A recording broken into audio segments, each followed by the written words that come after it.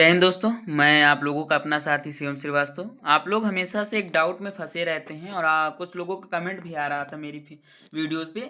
Science का important question, science की important series लेकर आइए। तो फाइनली मैं आप लोगों के लिए साइंस के इम्पॉर्टेंट टॉप 50 क्वेश्चंस, वैकल्पिक क्वेश्चन लेकर आया हूँ। ये क्वेश्चन जो है 2021, 2022, 2023, 24 में रिपीटेड क्वेश्चन है, ठीक है। और हर बार लगभग इनसे संबंधित कोई ना कोई क्वेश्चन आता है। तो ये चीज़ कंफर्म है कि हाँ, इससे मिलता जुलता या फिर यही क्वेश्चन आप लोगों को बोर्ड एग्जाम में देखने को मिलेगा। 2026 में 100% श्योर हूँ कि इससे बाहर कुछ नहीं आने वाला है। तो अगर आप भी हाई स्कूल में हैं तो चैनल को सब्सक्राइब कर लीजिए, और वीडियो अच्छी लगेगी तो लाइक ज़रूर करिएगा, क्योंकि आप लोगों की पीडीएफ बनाने में मेहनत लगती है और मैं ये चाहता हूँ कि आप लोग साथ दें, ठीक है। तो बिना किसी देरी की वीडियो शुरू करते हैं और आगे की चीज़ें सीखते हैं। बात करें पहले नंबर क्वेश्चन की, तो यहाँ से आप लोगों के 50 क्वेश्चन शुरू होंगे। निम्नलिखित में से कौन सा रासायनिक अपक्रिया का उदाहरण है?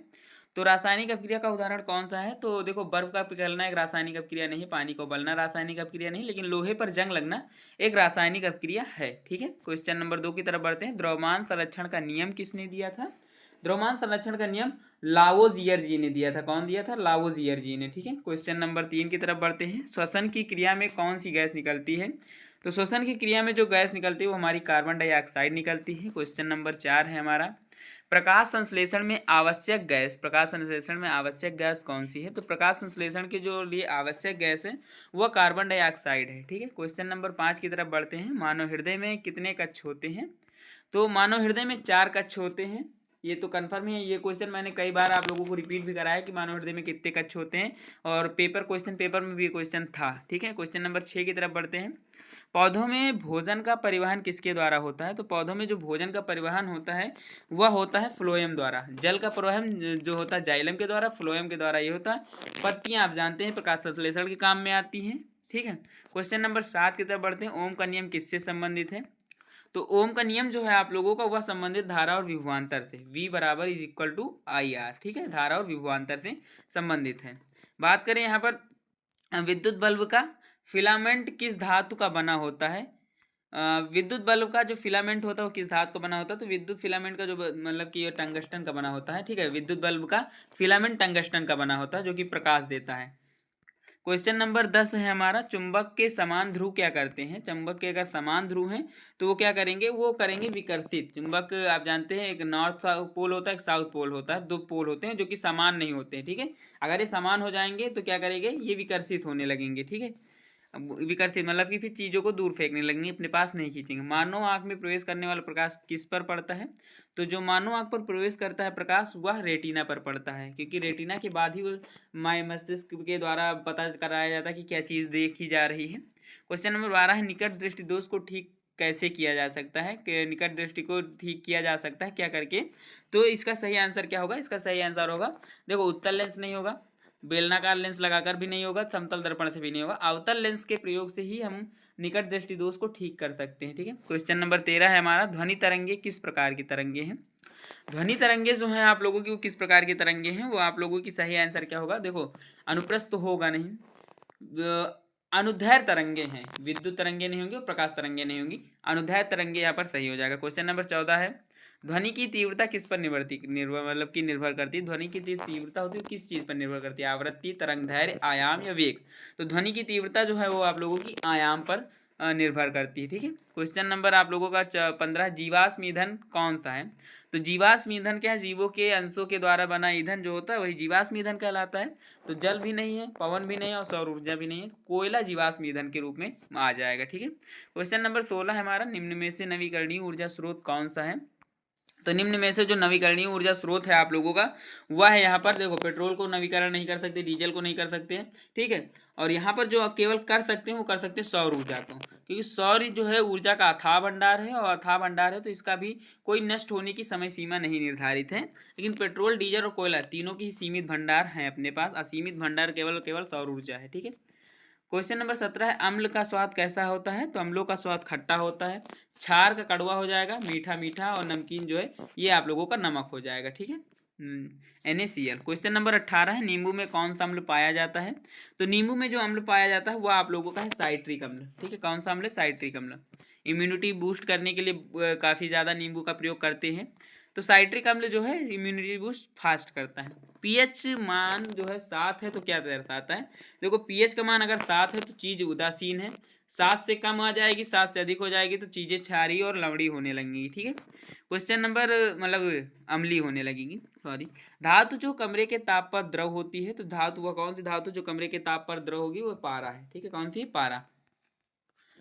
बात करें आगे अगर मैं आप लोगों की, निम्न में से सबसे हल्की धातु कौन सी है, तो निम्न में से देखो सोडियम, पोटेशियम और कैल्शियम, ये तीनों ही अगर मैं बात करूँ अपेक्षाकृत लिथियम की हल्की है। ठीक है, तो लिथियम सबसे हल्की धातु मानी जाएगी इन चारों विकल्प में, क्योंकि यहाँ पर एक वर्ड जो लगा है निम्न, इसलिए। ठीक है, जंग लगना किस प्रकार की क्रिया है, जंग लगना कैसी क्रिया है, क्वेश्चन नंबर 22 है हमारा, तो इसका सही आंसर क्या होगा, ऑक्सीडेशन क्रिया, मतलब ऑक्सीकरण क्रिया। जंग लगना ऑक्सीकरण क्रिया है। ठीक है, क्वेश्चन नंबर 23 की तरफ 24 है, अनुवांशिक पदार्थ कौन सा है, अनुवांशिक पदार्थ कौन सा है, इसका सही आंसर क्या होगा।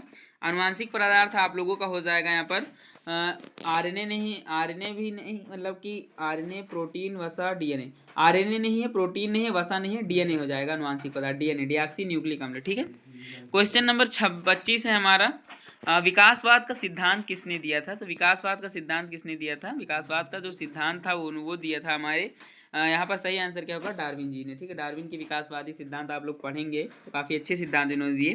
जीवों का वर्गीकरण का आधार क्या है, तो जीवों का वर्गीकरण का आधार जो यहाँ पर माना गया वो माना गया संरचना। ठीक है, क्या माना गया, ना तो रंग, आकार और वजन के रूप से जीवों का वर्गीकरण नहीं होता है, संरचना के आधार पर किया जाता है।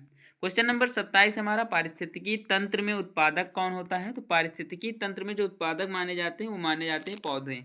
ठीक, पारिस्थितिकी तंत्र में उत्पादक हमारे पौधे होते हैं। क्वेश्चन नंबर 28 है, खाद्य श्रृंखला का प्रथम स्तर कौन सा होता है, मतलब खाद्य श्रृंखला का जो प्रथम स्तर है वो कौन होता है, तो खाद्य श्रृंखला का जो प्रथम स्तर होता है वह हो जाता है आप लोगों का उत्पादक। प्रथम स्तर पर क्या आएगा, उत्पादक, फिर उपभोक्ता आएगा, फिर अपघटक, फिर परजीवी। ठीक है, ये सारी चीज़ें ऐसे निर्धारित होती हैं। ओजोन परत किससे बचाती है, तो सूर्य की पराबैंगनी किरणों से बचाती है ओजोन परत। ठीक है, ओजोन परत किससे बनती है, तो O3 से ओजोन परत बनती है, ऑक्सीजन के 3 अणु मिलेंगे तो ओजोन परत का निर्माण होगा। पर्यावरण प्रदूषण का प्रमुख कारण क्या है, तो पर्यावरण का प्रदूषण का जो प्रमुख कारण है वो है आप लोगों का औद्योगिकीकरण। इंडस्ट्रियल एरिया जितना बढ़ता जाएगा पर्यावरण उतना प्रदूषित होता जाएगा। ठीक है, विकास आप जानते हैं हो रहा है, वो चीज़ सही है बट गलत है। क्वेश्चन नंबर 31 है, सीओटी गैस में कौन सा प्रभाव होता है, CO2 जो गैस होती है उसमें कौन सा प्रभाव होता है, ग्रीन हाउस, ओजोन, क्षय, अम्लीय वर्षा, स्मॉग। तो इसका सही आंसर क्या होगा, इसका सही आंसर होगा ग्रीन हाउस प्रभाव का मुख्य कारण क्या होता है, CO2 गैस, मतलब कार्बन डाइऑक्साइड। ठीक है, अम्लीय वर्षा का कारण क्या होता है, तो इसका सही आंसर क्या होगा, मुख्य कारण। अम्लीय वर्षा का जो मुख्य कारण होता है वह होता है SO2। क्या होता है, SO2, मतलब कि क्वेश्चन नंबर 33 है, साबुन किसके साथ प्रक्रिया करके मैल हटाता है, तो साबुन जो है आप लोगों का वह अगर वसा के साथ क्रिया करेगा, वसा के साथ अगर साबुन क्रिया करेगा तो यह मैल को हटा देगा। ठीक है, तो इसका सही आंसर क्या होगा, C।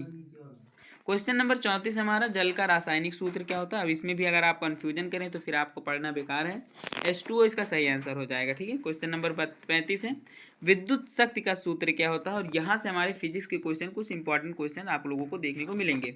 ठीक है, तो विद्युत का सूत्र क्या होता है, तो विद्युत का सूत्र यहाँ पर सही क्या हो जाएगा, विद्युत का सूत्र जो आप लोगों का होता है वो होता है VI। क्या होता है, VI। ठीक है, विद्युत शक्ति का सूत्र। अब बात करें अगर मैं यहाँ पर आप आगे, तो ऊर्जा का एसआई मात्रक क्या होता है, ऊर्जा का एसआई मात्रक के बारे में अगर मैं बात करूँ तो ऊर्जा का एसआई मात्रक आप लोगों का हो जाएगा जूल। क्या होगा, जूल। ठीक है, वाट अलग हो जाएगा, न्यूटन, हाँ जूल ही सही है। ठीक, क्वेश्चन नंबर 37 है, गति का एसआई मात्रक।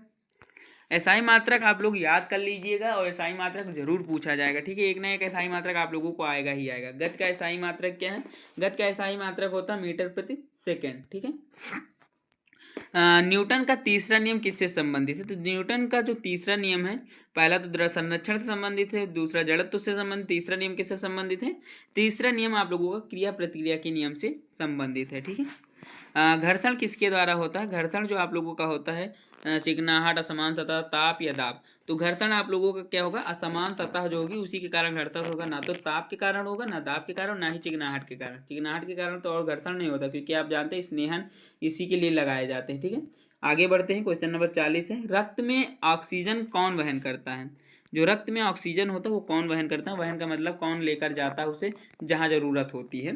तो रक्त में जो ऑक्सीजन है वो आप लोगों का आरबीसी रेड ब्लड सेल्स कर वहन करती है। रेड आरबीसी बनती कहाँ है, अस्थि मज्जा में बनती है, ठीक, कहाँ बनती है, अस्थि मज्जा में, ठीक, रेड बोन मैरो में। क्वेश्चन नंबर 41 है, पौधों में श्वसन होता है केवल दिन रात दोनों, कभी नहीं। देखो जो पौधों में श्वसन होगा, मैं बात करूँ यहाँ पर श्वसन में, तो वो दिन रात दोनों होता है, ठीक है, इस चीज़ को याद रखना। कार्बन डाइऑक्साइड अपने अंदर लेते हैं और ऑक्सीजन छोड़ते हैं। क्वेश्चन नंबर 42 है, दांतों का इनेमल किस पदार्थ का बना होता है। दांतों का जो इनेमल होता है वो किस पदार्थ का बना होता है। दांतों का इनेमल आप लोगों का वो बना होता है कैल्शियम फास्फेट से, ठीक है। क्वेश्चन नंबर 43 है, सबसे कठोर प्राकृतिक धातु, तो इसमें बिना देखे आप हीरा सही कर दीजिएगा। हीरा से कठोर प्राकृतिक पदार्थ अभी कोई नहीं है। पेट में पाया जाने वाला अम्ल क्या है, तो पेट में पाया जाने वाला HCl होता है, हाइड्रोक्लोरिक अम्ल। ये कार्य क्या करता है, यह आप लोगों के भोजन को सड़ने से तथा भोजन को पचाने में मदद करता है, ठीक है। क्वेश्चन नंबर 44 है, बीज में भोजन कहाँ संग्रहित होता है। तो बीज जो होता है, बीज में भोजन जो है आप लोगों का वह बीज पत्र में संग्रहित होता है, ठीक है। क्वेश्चन नंबर 46 है, जीवों में उत्सर्जन का अंग क्या है इसमें। तो जीवों में जो उत्सर्जन का अंग है 46 नंबर क्वेश्चन, इसका सही आंसर क्या होगा, वक्र, ठीक है, वृक्क।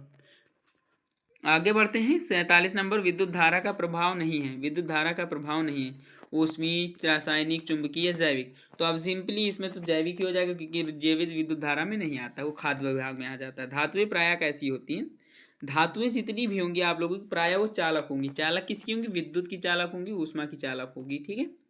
क्वेश्चन नंबर 49 है, अधातु समानता क्या होती है।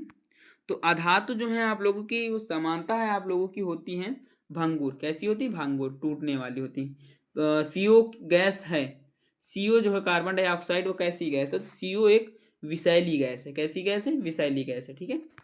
तो आज के हमारे 50 क्वेश्चन यहाँ पर कंप्लीट होते हैं।